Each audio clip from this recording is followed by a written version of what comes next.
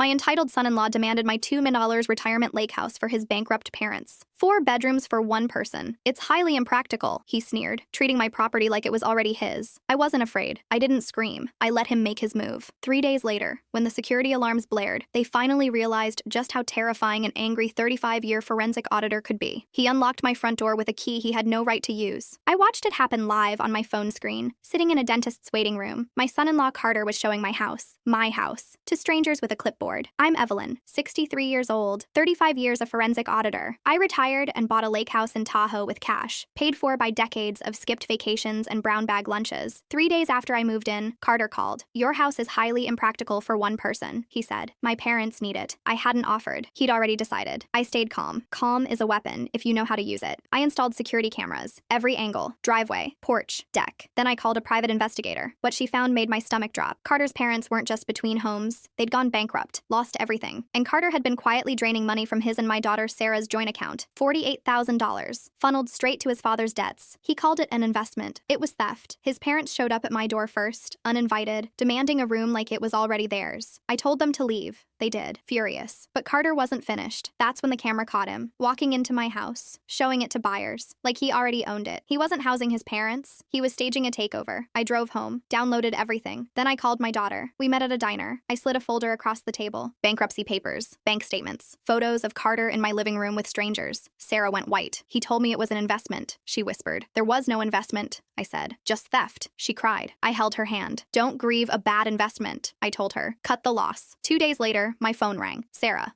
hyperventilating. Mom, the bank called. Carter opened a line of credit, $60,000, using my name. My signature, he forged it. Identity fraud, against his own wife. Get Lily, I said. Get out. That night, Sarah showed up at my door with my granddaughter and a bag of stolen paperwork. Carter called her phone 27 times. We let it ring. The next morning, his SUV tore up my driveway. He stormed toward my porch, screaming my name, calling me controlling, bitter, a problem to be managed. I stood my ground. You forged your wife's signature, I said. Drained her savings. Tried to sell my house behind my back. Everything about this concerns me. He lunged for the stairs. That's when the sheriff's lights lit up the driveway. I'd already called it in. Already had the paperwork filed. Sir, the deputy said, you're trespassing. Leave now or leave in cuffs. Carter's face twisted with hate. You think you've won? He snarled. You have no idea how ugly I can make this. He peeled out of my driveway, gravel flying. 3 days later, an envelope arrived. Official letterhead, Adult Protective Services. Someone had filed a complaint against me. Cognitive decline, unsafe living conditions, holding my daughter hostage. I read it twice, then I smiled. Because Carter had just made the one mistake a 35-year forensic auditor never forgives. He brought the fight straight to my books. Full story on channel, link below.